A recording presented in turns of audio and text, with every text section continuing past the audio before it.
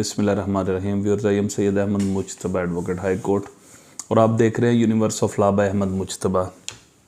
Viewers, आज जो हमारी डिस्कशन है वो डिस्कशन है एफआईआर के बारे में।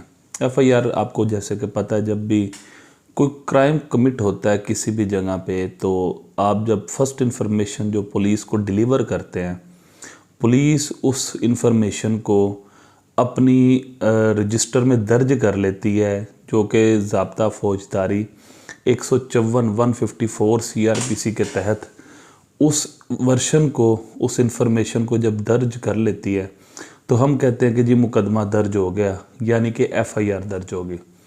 आज जो हमारी डिस्कशन है वो इस हवाले से है कि प्रॉम्प्ट एफआईआर की क्या अहमियत है, और दूसरा जब आप एफआईआर दर्ज करवाते हैं तो कंटेंट ऑफ एफआईआर में क्या क्या चीज़ें लिखनी ज़रूरी हैं और क्या क्या चीज़ें लिखनी ज़रूरी नहीं हैं। सबसे पहले हम इस तरफ आते हैं कि प्रॉम्प्ट एफआईआर क्यों ज़रूरी है। कभी कभी आपके साथ कोई क्राइम कमिट होता है तो आप within no time police को इन्फॉर्म करते हैं, चाहे वो 15 की कॉल पे करते हैं, चाहे आप बाय सेल्फ जाके पुलिस को अपना जो मौक़िफ़ है वो जाके देते हैं।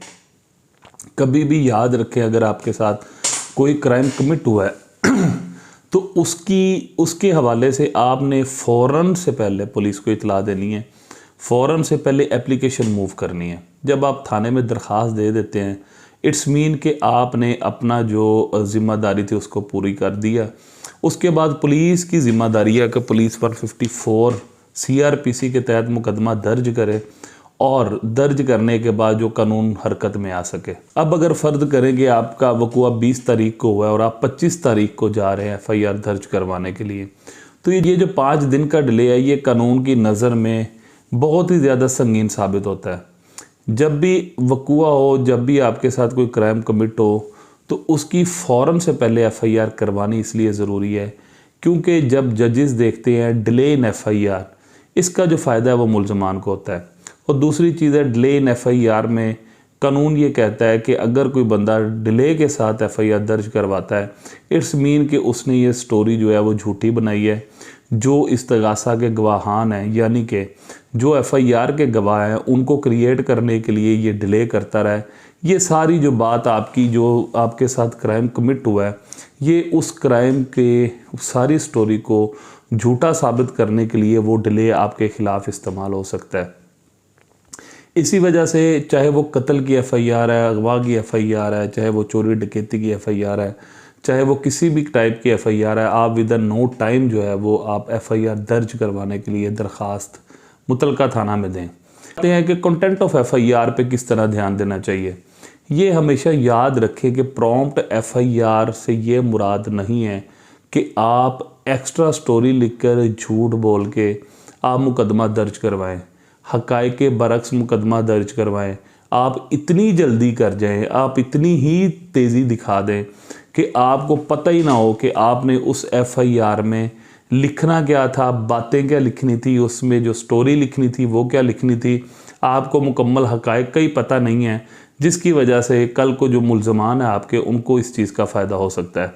अब मैं मिसाल आपको देना चाहूँगा। मिसाल ये है कि अगर फ़र्ज़ करें आपको अचानक पता चला कि आपके भाई को 2 फायर लग गए, आप मौका पे गए, आपने जो बात सुनी है उस सुनी हुई बात को हम अपनी आंखों से भी नहीं देखा, उसी को दिमाग में कंसिडर करके आप 2 फायर लिखवा देते हैं कि फ़लाँ बंदे ने आपके भाई को 2 फायर मार दिए, जाके आप एफआईआर दर्ज करवा देते हैं।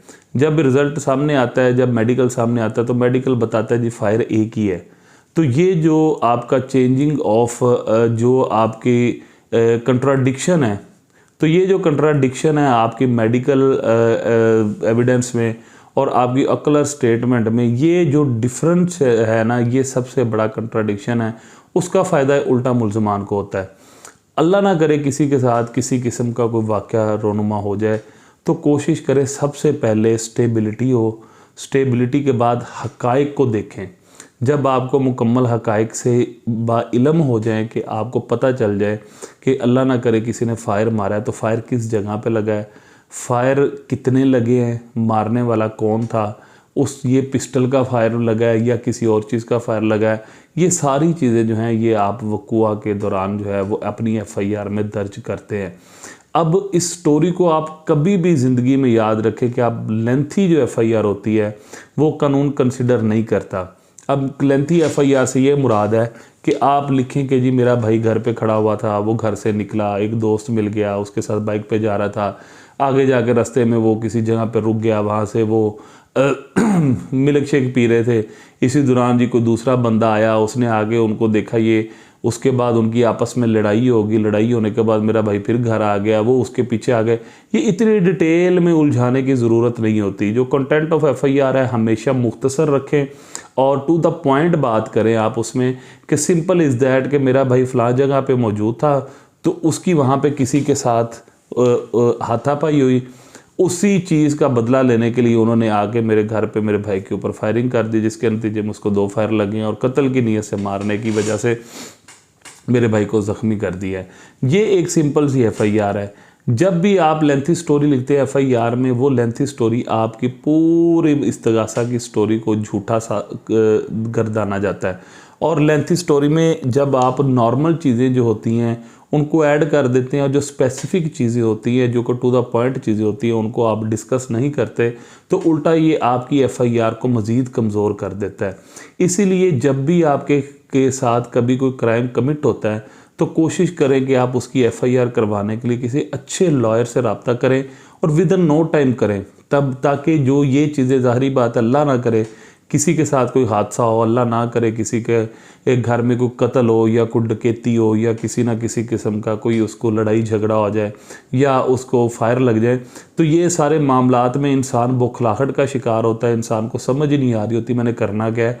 तो कोशिश करें सबसे पहले जो आपके सबसे करीबी वकील हैं, जो कि लॉ पे ग्रिप रखते हैं, आपको पता है कि ही इज़ कॉम्पिटेंट लॉयर, उसको बुलाएं फ़ौरन से पहले और बुला के वो सारी चीज़ों को खुद ब खुद ही कंपाइल करके एक अच्छी स्टोरी के साथ जो है वो आपकी एफआईआर देने की कोशिश करेगा। और वो जो स्टोरी कंटेंट ऑफ एफआईआर में जो चीज़ें आएंगी वो आपकी एप्लीकेशन की ही चीज़ें जो हैं वो आपकी एफआईआर में आती है। इसलिए जो दरख्वास्त सबसे पहले, मैं अक्सर कहता होता हूँ, जो सबसे पहले आपकी रिटन एप्लीकेशन मुतलका थाने में जाती है, वही एप्लीकेशन आपकी सुप्रीम कोर्ट ऑफ पाकिस्तान तक जाती है। इसीलिए जो पहली ईंट है, जो पहली ईंट आपने रखनी है, वो सबसे पहले बहुत ही ध्यान और एहतियात के साथ रखें ताकि आपका कभी भी केस ख़राब ना हो।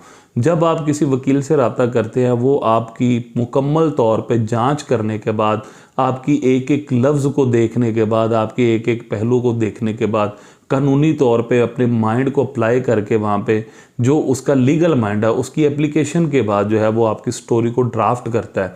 इसमें मेरे पास एक ज़िंदा मिसाल मौजूद है। मेरे पास ये केस है 322 का, जिसमें एक बच्चे को कत्ल किया गया, लेकिन उसके घर वालों को यही शो किया गया कि जी ये आपका जो सिलसिला हुआ है ये सारा एक्सीडेंटली हुआ है।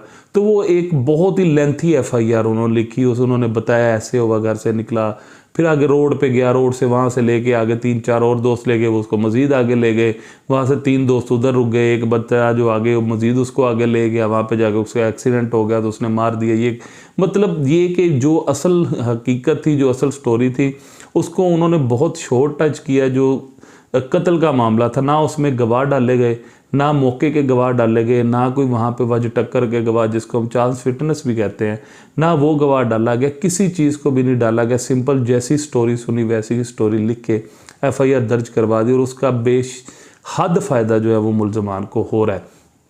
तो इसीलिए जब भी कोई, अल्लाह ना करे कोई ऐसा कोई मामला हो, तो कोशिश करें कि आप अपनी एफआईआर की जो एप्लीकेशन है वो किसी अच्छे वकील से ड्राफ्ट करवाएं और विद इन नो टाइम करवाएं। ये प्रॉम्प्ट एफआईआर जो है वो भी आपको बचाती है और आपकी जो एफआईआर के कंटेंट्स हैं वो आपके एक्यूरेट होने चाहिए। जितने फायर लगे हों वही फायर बीच में लिखने चाहिए। जिस बंदे ने जो रोल किया है वो रोल वो लिखना चाहिए उसके अंदर। और लिखने के बाद आपकी मेडिकल और आपकी जो कलर अकाउंट की स्टेटमेंट है, इन दोनों में कभी भी कंट्राडिक्शन नहीं होनी चाहिए।